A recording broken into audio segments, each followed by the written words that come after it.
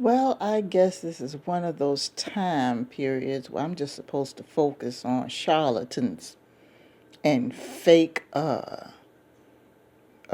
people who go around trying to predict the future. I don't know why I'm stuck on this, but I feel I need to say something. I'm going to share a personal experience of my own, which is a prime example of what to look out for. Now, first of all, let me give you my disclaimer. Now, all of you already know that I am non denominational. So when I make reference to certain denominations in this story, it is not an attack, okay?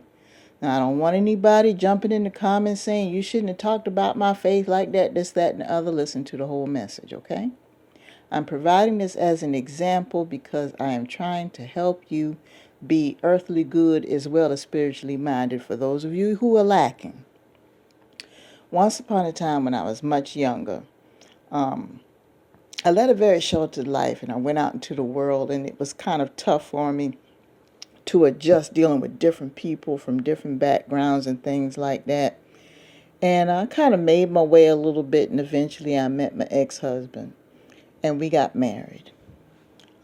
It was a quickie thing. We went to the Justice of the Peace, spent a day or two in a hotel, and then we went ahead and found a place. We went to go rent a room from a lady's house.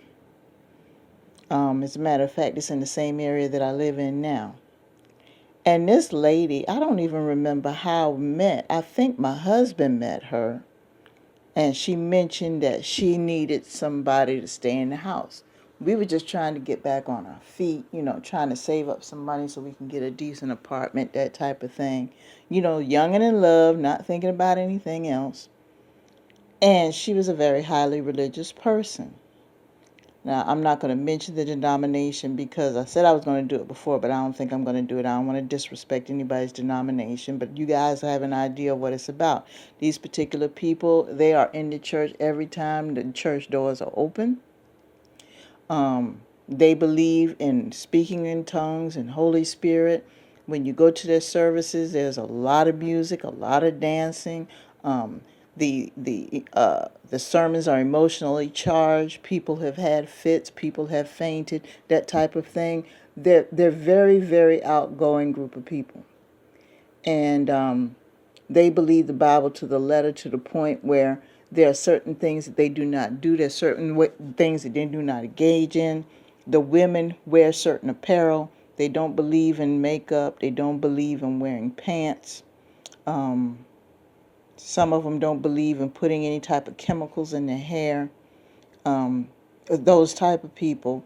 And they're very, very, very, very, they're just very serious about the service to God. And when you speak to them, they speak in a language that is very spiritual. I mean, very religious. So, with that being said, and her having this place, apparently she had a young son, and she was going through a divorce. And the husband left, but she was trying to struggle to get money out of him to try to take care of the son, court cases pending, all that other stuff. I mean, this happened over 20-some years ago, so all the details escape me.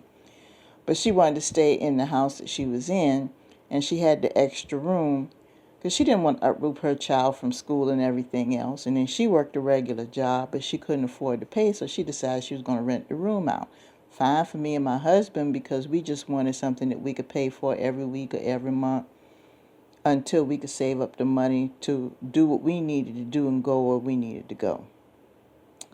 And she was like a member of one of the ministries. And, they went to church. I think we went to church with them a time or two. I don't remember. Like I said, this happened before my daughter was born. And my daughter is going to be 29 years old. So we're talking about over 30 years ago. So please pardon me if I don't remember every detail. But anyway, she would have meetings. She would have women's church meetings. She would have prayer meetings. And we would go to the meetings and we would participate. And there's this one lady in particular, I'll never forget her face, a beautiful lady, very soft-spoken, but she swore up and down that she knew the future. She just swore she did. So one day they had a meeting, and after the meeting they always serve refreshments in the kitchen. And I was sitting at the table eating some applesauce. Me and my husband had only been married for maybe a month or two. And she came up to me and she said, "How you doing?" I said, "I'm fine, I'm great." And she just sitting up there looking at me and smiling. And I said to myself, "Why is she smiling?" And she looked at me and she said, "You just as pregnant as you want to be." I'm thinking in my mind, what? So I'm sitting up here thinking in my mind I might be. So all of a sudden, menstrual cycle came on time, no changes in the body or anything like that. So she was wrong. But she swore. And when she said that, all the women in the kitchen was like, "Oh, that's so wonderful. You're going to have a baby." And they went to praying and chanting and speaking in tongues and everything else. But she was wrong. My daughter was not born until 3 years later. She saw the future all right, but it wasn't the immediate future. Y'all do me a favor and be careful of these people. If you're part of any type of religious or spiritual group and you have this one person that swears they know the future about everything, please, and I'm saying this, please be careful with these people. These people are, I don't know, something snapped in their mind where they figure they can go ahead and assume that position. And people have a tendency to look up, because when she made her prediction, you just should have seen the other ladies in the kitchen. Oh my goodness, they like she was some kind of like Buddha sitting on the mountain somewhere. They were like, "Oh, Sister so and so predicted so and so." They even went to church on Sunday and talked about it. We didn't go. And my husband, when I told him what happened later on, he said, "What is she a doctor?" And I was like, thank God for him not, having the common sense not to fall for that stuff. But he was like, "Dee, I don't think we're going to be going over there anymore. Because they got people like that in there. I think we need to find somewhere else to go to worship." That was back when I was heavily involved in church and stuff like that. But don't just say this to say this, y'all. Be very careful. I was not pregnant when I married my husband.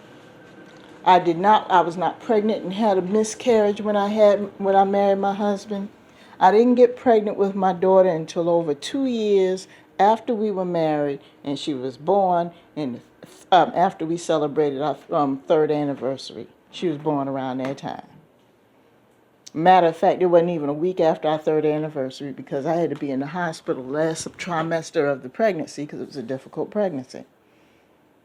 But be very careful with people.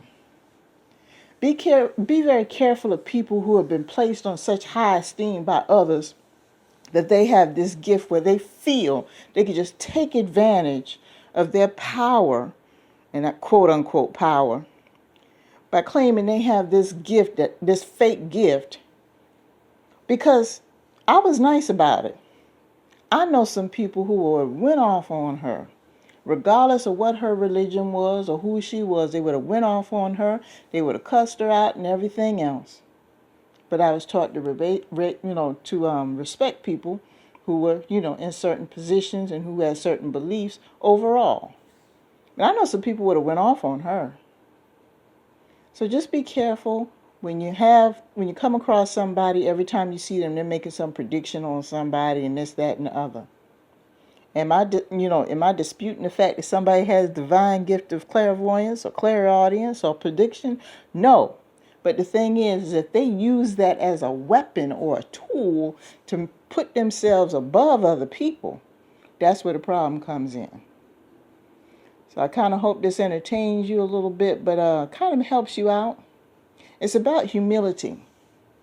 There are people that are out here that are claiming that they're this and enlightened and this, that, and the other, and there's nothing wrong with that because they're happy with the spirituality. But if the way they conduct themselves is not humbling, it's not welcoming, it's not where you feel that you are secure, you feel uneasy around them, they're fakes. They're fakes. So with that being said, I'm going to go ahead and let you guys go. Peace to you all.